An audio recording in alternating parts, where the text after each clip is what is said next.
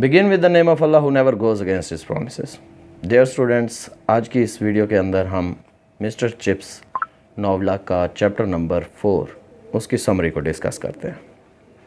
Dear students, mister chips आग की गर्मी और चाय की खुशबू से उसकी पुरानी यादें जो हैं ताज़ा हो जाया करती थी।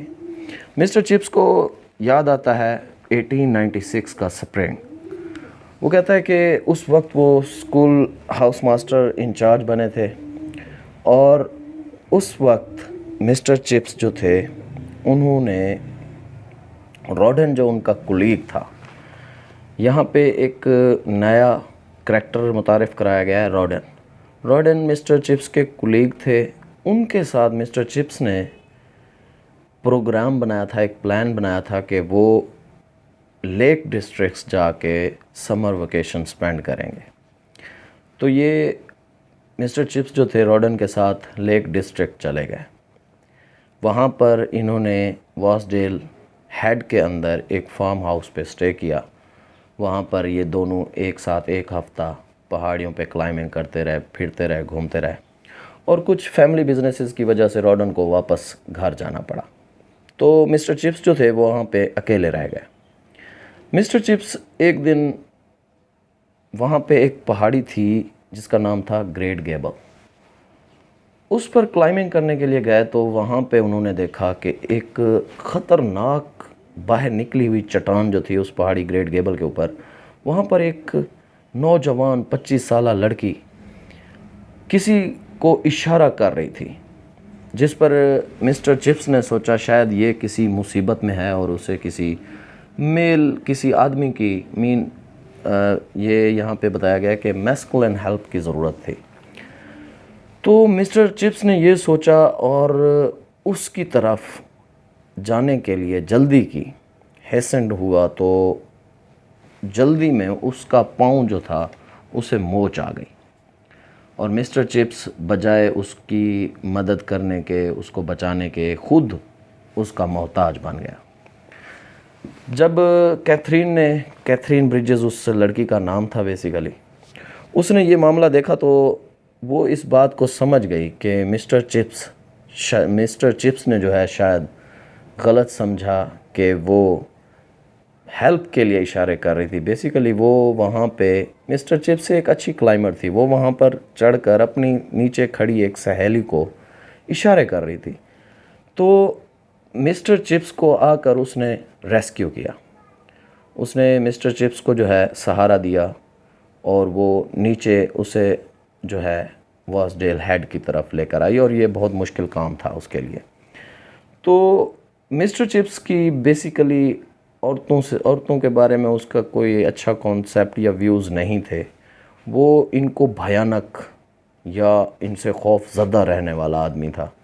वो कहता था कि ये 19वीं सेंचुरी की जो लड़कियां या औरतें हैं ये बिल्कुल अजीब मखलूक हैं, ये आज़ादी पसंद करती हैं। उस दौर में साइकिलिंग का ट्रेंड चला हुआ था कि लड़कियां जो थी जेंट्स के बराबर, मेल के बराबर साइकिलिंग करती और ब्रॉड माइंडेड थी। मिस्टर चिप्स थोड़ा ऐसा आदमी था जो कन्वेंशनल था, उससे इस किस्म की औरतों की आज़ादी पसंद नहीं थी। अब मिस्टर चिप्स जो है वो उसको फार्म हाउस पे लेकर आती है कैथरीन ब्रिजेस। यहाँ पर कैथरीन ब्रिजेस के बारे में बताया गया कि वो 25 साल नौजवान लड़की है और चिप्स की इस वक्त उम्र तकरीबन 48 ईयर्स थी। कैथरीन ब्रिजेस तकरीबन उसकी बेटी की उम्र की थी। कैथरीन ब्रिजेस के बारे में बताया गया कि उसकी नीली शानदार चमकने वाली आँखें, चमकदार आँखें थी। उसका रंग गोरा था और उसके चेहरे पे कुछ निशानात थे छायों वाले और उसके बाल स्ट्रॉ कलर्ड बताए गए हैं, जर्दी माइल उसके कलर जो बालों का कलर था और वो एक खूबसूरत यंग लड़की थी। वो भी वहाँ वॉसडेल हेड लेक डिस्ट्रिक्ट के अंदर अपनी एक सहेली के साथ छुट्टियां मनाने आई हुई थी। उसके बारे में ये भी बताया गया कि वो एक गवर्नेंस थी, एक मुअल्लिमा थी जो कि ट्यूशन बच्चों को पढ़ाती होती है और वो आउट ऑफ जॉब थी, उसने कुछ पैसे बचा कर रखे हुए थे।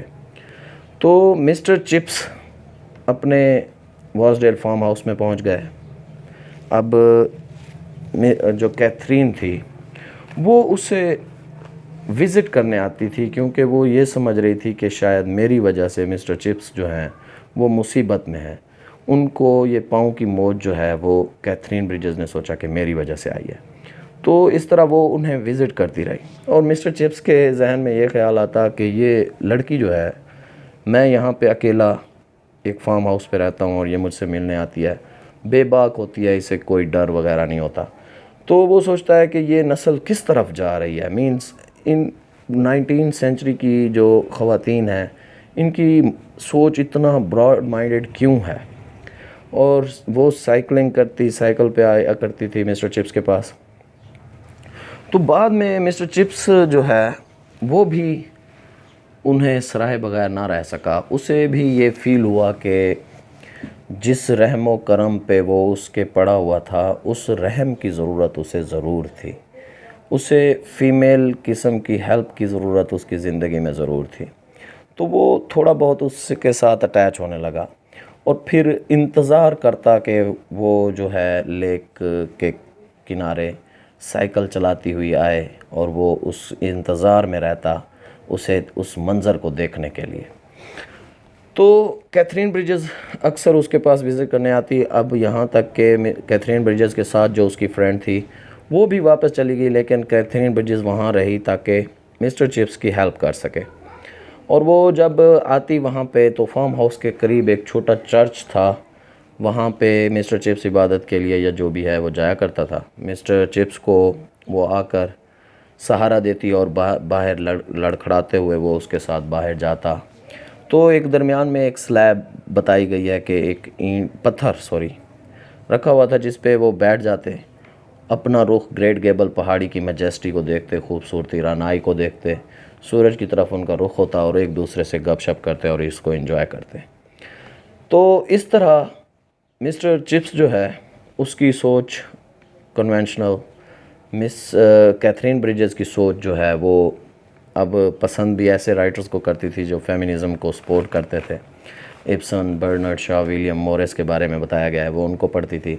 लेकिन ये राइटर मिस्टर चिप्स को बिल्कुल पसंद नहीं थे। ये टाइम न्यूज़पेपर पढ़ने वाला या क्लासिकल बुक्स पढ़ने वाला आदमी था, तो एक संजीदा किस्म का आदमी था। और मिस्टर जो कैथरीन ब्रिजेस थी उससे भी ये फ़ील हुआ कि ये संजीदा आदमी, और उसे अपनी उम्र के कोई मतलब लड़के से इतनी इंटरेक्शन नहीं हुई जितनी कि मिस्टर चिप्स से हुई। और मिस्टर चिप्स भी कभी ऐसी लड़की से नहीं मिले थे जिस तरह के कैथरीन ब्रिजेस जो थी। तो इस तरह उनके दरमियान इतना अट्रैक्शन हुई कि वो एक हफ्ते में ही एक दूसरे के प्यार में सर से पाँव तक डूब गए। और फिर ऑटम टर्म स्टार्ट होने से पहले इस चैप्टर के अंदर बताया गया कि मिस्टर चिप्स ने कैथरीन ब्रिजेस से लंदन में शादी कर ली। इससे आगे की जो समरी है 5वें चैप्टर की वो नेक्स्ट वीडियो में डिस्कस करेंगे। तब तक के लिए इजाज़त। अल्लाह हाफ़िज़।